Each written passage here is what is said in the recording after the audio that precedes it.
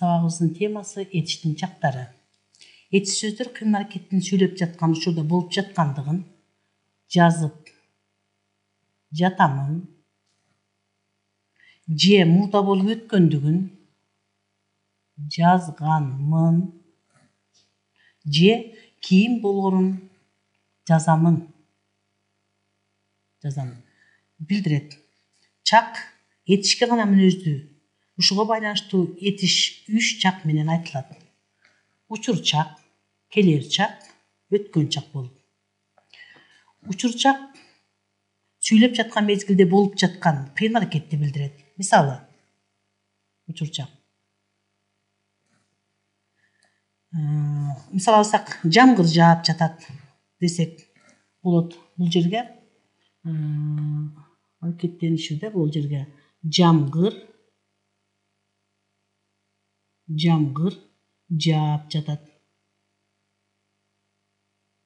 Демек, кыйын аракеттин учурда болуп жаткандыгын билдирген этиш сөз мынакей жаап жатат.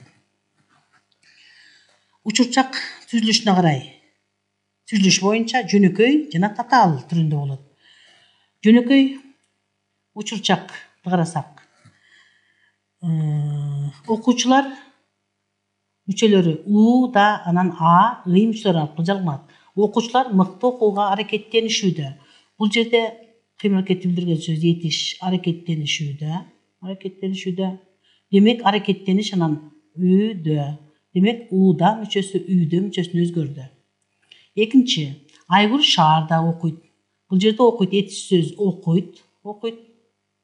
Ал эми мүчөсү оку деген этишке чакчылдын ый мүчөсү, анан т мүчө аркылуу уюшулду.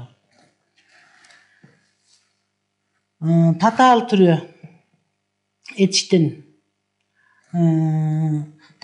негизги этишке ып, а, жардамчы этишке а жана жак мүчөлөрүнүн жалганышы менен жасалат. Мисал алсак, мен дайыма эркени көрүп жүрөмүн. Бул жерде көрүп жүрөмүн этиш, көр анан ып чакчыл мүчө, жүр ö чакчыл, мын жак мүчө. Сен кайдан келе жатасың? Бул жерде келе жатасың этиш, кел чакчыл мүчө, жат а чакчыл, сың жак мүчө болду. Келер чак маанисине карай экиге бөлүнүп атат. Деги эле келер чак деген өзү, келер чак сүйлөп жаткан учурдан кийин болуучу кыйын аракетти билдирет. Мисалы үчүн, мен келечекте врач боломун. Демек, бул жерде этиш сөз боломун. Бол деген этишке чакчылдын а мүчөсү, анан жак мүчөлөр аркылуу жасалды. Келер чак, демек, маанисине карай экиге бөлүнүп атат. Биринчи, айкын келер чак. Айкын келер чакты чакчылдын а, ый мүчөлөрү аркылуу уюшулат. Мисалы, эртең биз экскурсияга чыгабыз. Бул жерде этиш сөз чыгабыз. Чык деген этишке чакчылдын а мүчөсү, анан быз жак мүчөланды. Андан кийин арсар келер чак. Арсар келер чак ар мүчөсү аркылуу жана жак мүчөлөр аркылуу буга эле. Эртең биз экскурсияга чыгарбыз. Демек, чыга тургандыгыбыз анык эмес, арсар болуп атат. Демек, мынакей ар мүчөсү аркылуу уюшулду. Бул жерде этиш сөз чыгарбыз. Бул жерде мынакей ар, анан быз мүчөсү аркылуу уюшулуп атат.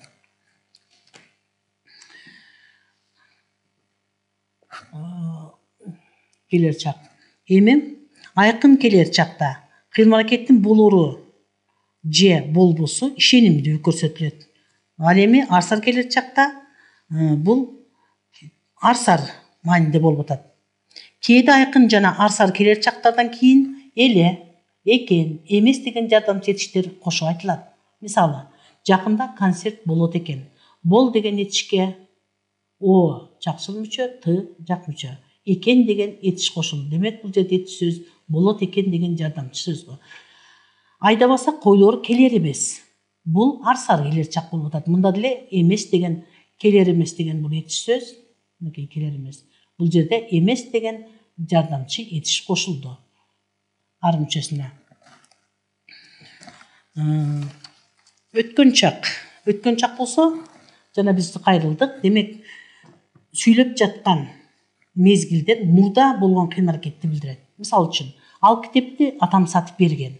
Демек бул жерде сатып берген этиш, Демек бер деген этишке ген мынакей жалпы өткөн чакты уюштуруучу ган мүчөсү аркылуу уюшулду. Сатып берген болду. Өткөн чактын төмөнкүдөй түрлөрү бар. Өткөн чак. Биринчи айкын өткөн чак. Аны уюштуруучу мүчөлөр д, ди, ду, дүү болуп өзгөрөт. Ошол д, т, ти, ту болуп өзгөрөт. Капсыз өткөн чак т, капсыз өткөн чак ып, анан ыптыр мүчөсү аркылуу ып, ип, уп, ыптыр, уптур, үптүр болуп өзгөрөт. Андан кийин жалпы өткөн чак. Жалпы өткөн чакты уюштуруучу мүчө ган мүчөсү. Бул ган дагы өзгөрүүгө отурат. Ган, ген, гөн, гон болуп өзгөрөт.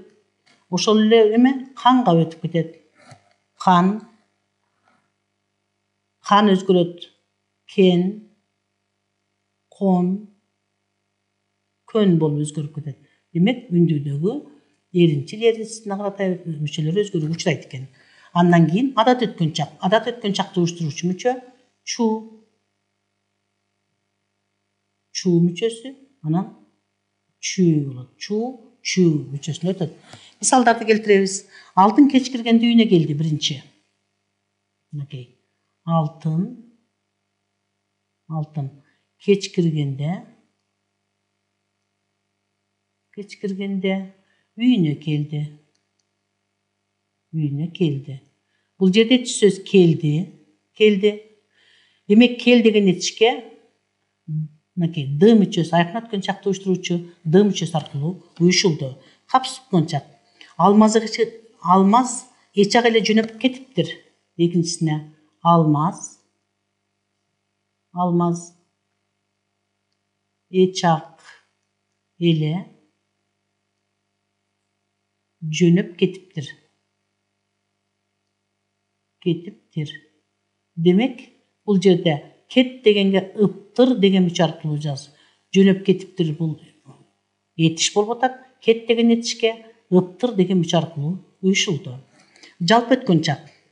Каныбек былтыр жайлоого барган. Мынакей. Каныбек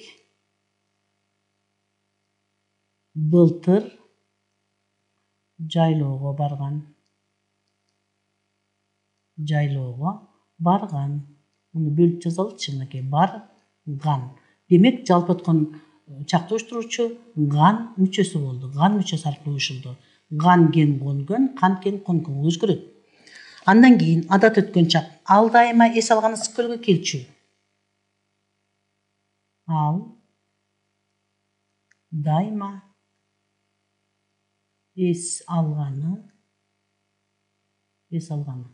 ысык көлгө келчү. Ысык көлгө келчү. Мынакей чү мүчөсү. Мисалы үчүн барчу деп койсок болот. Чу анан чү мүчөсүнө өзгөрдү.